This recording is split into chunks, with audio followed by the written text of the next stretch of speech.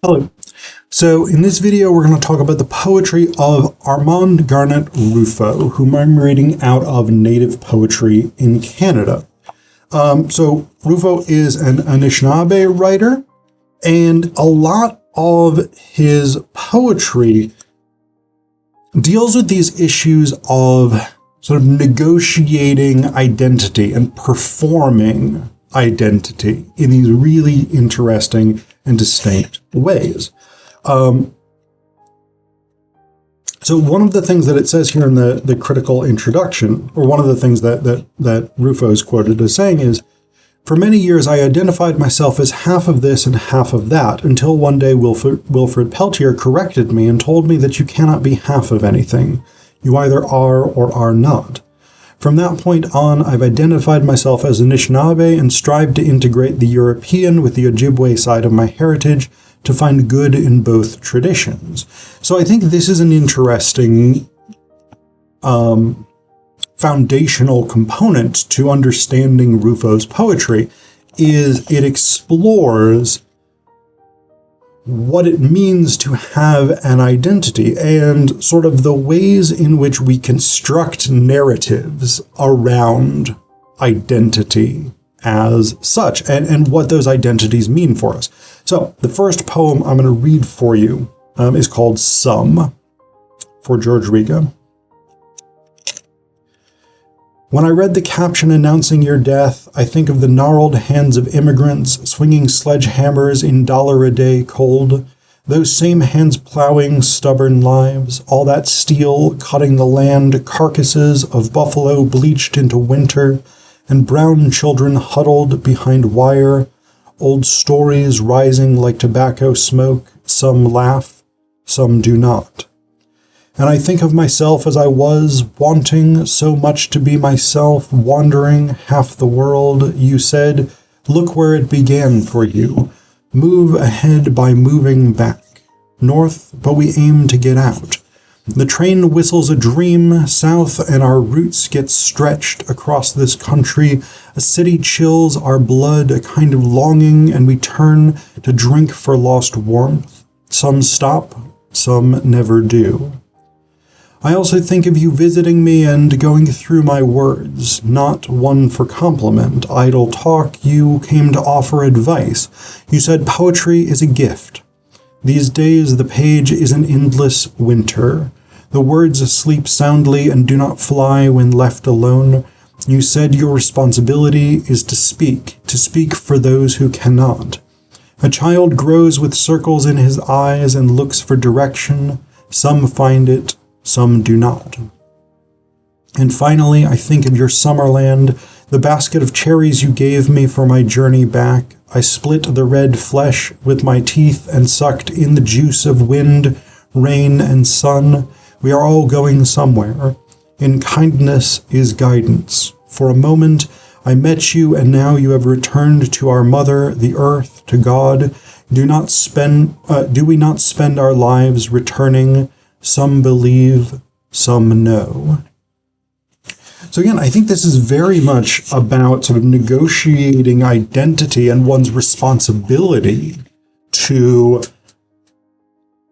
understand, define, experience oneself in particular ways as a particular person or a particular representative of one's identity, one's group, whatever it is, right? So this idea of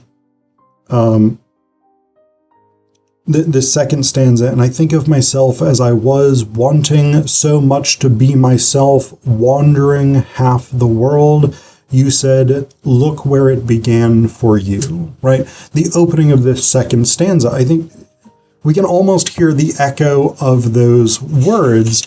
I thought of myself as half of this and half of that, right? This sort of idea that encountering that for someone who is sort of pulled between worlds, maybe pulled between ethnicities, maybe,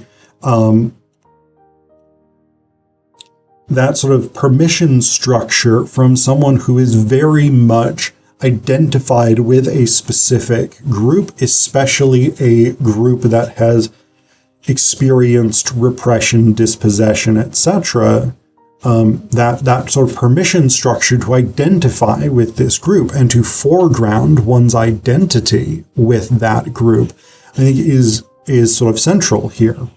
But then this sort of idea in the third stanza, I also think of you visiting me and going through my words, not one for compliment, idle talk. You came to offer advice.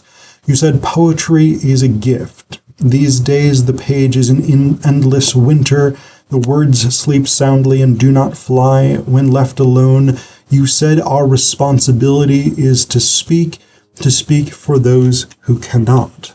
Right? So this idea of the responsibility of the author, and especially the responsibility of someone who writes from the perspective of a marginalized community like First Nations, Native American, Inuit, and Métis people, that breaking of generational silence is incredibly important and can be incredibly liberatory. And so I think that sort of ethos is incorporated into a lot of Ruffo's poetry.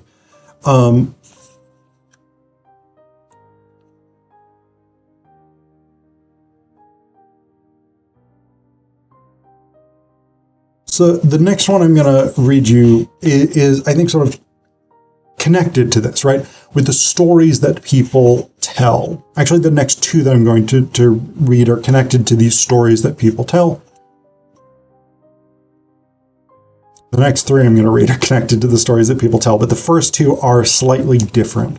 So the next one I'm going to read you is about the sort of external definition of Indigenous people through settler colonial perspectives, through anti-Indigenous perspectives, through attempts to define and delineate and delimit what Indigenous people can be or represent, what is possible for their history and for their history to mean, etc., etc. So this is called At Geronimo's Grave.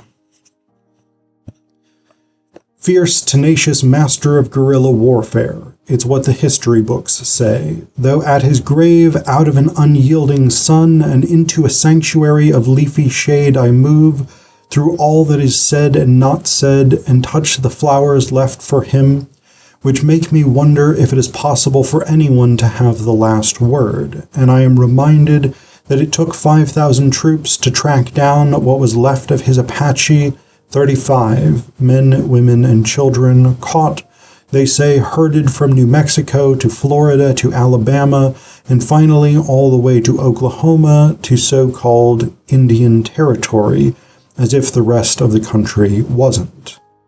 They say more, that by time he died at 80, he had embraced Christianity and even taken part in a presidential inauguration. Part of the parade, I suspect, the evidence committed to memory. Last year in England at the Brighton Museum, of all places, I bought a postcard of him lost behind the wheel of a Model T Ford, looking like he had just fallen out of the sky and onto the driver's seat. Portrait of an old chief in a top hat. It was my only purchase. From there to here in one fatal swoop, as though giant talons have dropped me unexpectedly onto this site. If I could, I would ask him if he too got plucked up by something larger than himself. Last of the holdouts, they call him. This morning at Fort Sill, I saw the windowless cellar they held him in, not open to the public, and the other building they transferred him to, the one turned into a museum and whitewashed.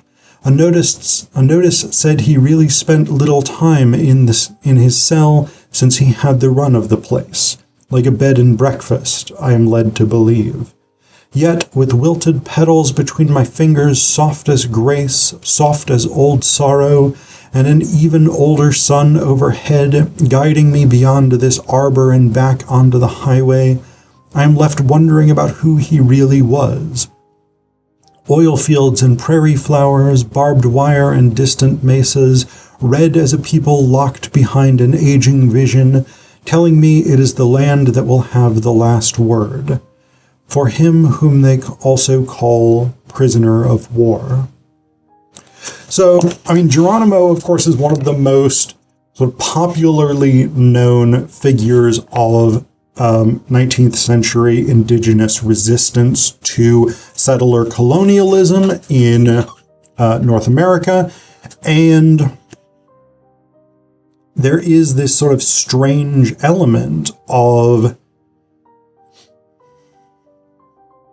history being written by the victors, right? In the ways in which Geronimo's story is told, which historically have primarily been from the settler colonialist perspective, and even from the perspective of sort of official histories, museums and things like this that are often not, in which narratives are often not controlled by or reflective of indigenous perspectives on things.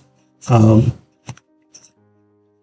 actually just going to read you one more poem for this video, and it is, again, about telling stories. It's about specifically the types of stories that people tell themselves within communities in order to make sense of the world in which they find themselves. It's called No Man's Land.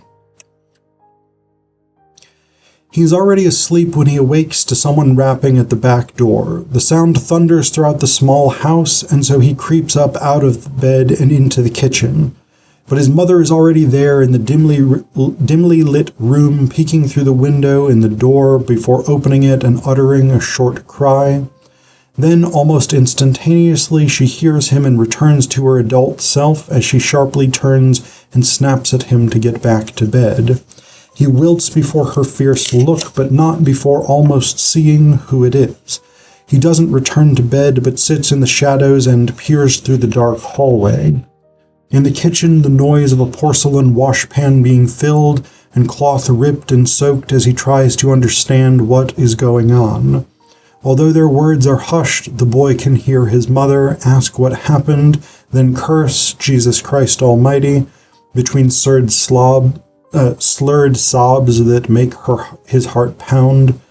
He knows who she is. He hears her trying to answer, give some reason why she got beat up, make it sound like an accident. And so this is less direct in terms of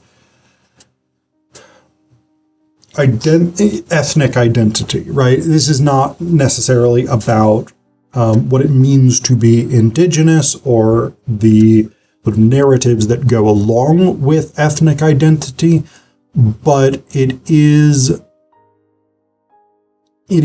connected to indigenous identities, in part because domestic violence, domestic abuse, physical abuse rates are quite high in many indigenous communities.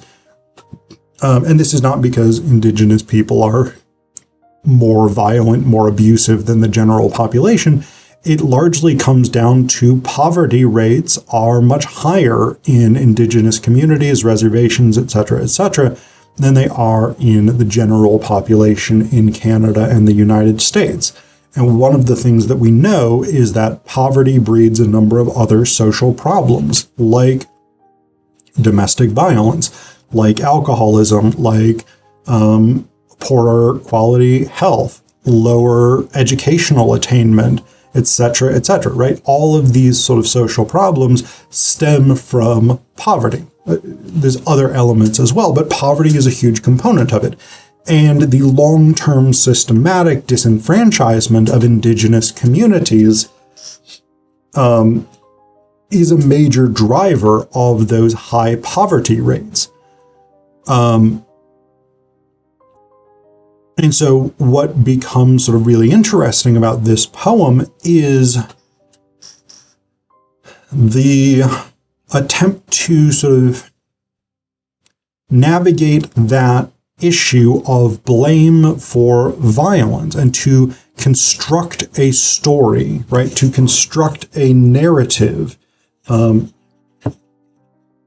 it says here, he hears her trying to answer, give some reason why she got beat up, make it sound like an accident, right? So this construction of a narrative that will assign blame not to a human being, particularly probably not to an indigenous person, but a story that will assign blame in a way that is not potentially divisive, but also, and perhaps more importantly, that will not potentially result in further physical violence against her, right? Because one of the things that we know about abusers is that when they are called out for being abusive, they do not typically correct their antisocial behavior. Often the penalty for a person attempting to escape an abusive relationship or to seek help or something like this is to experience further physical abuse at the hands of their abuser. And so the construction of stories around this sort of world, around this experience that this unnamed character is having, is consistent with Ruffo's sort of broad interest in how we negotiate and construct identities for ourselves through telling stories about who we are and what has happened to us in the world.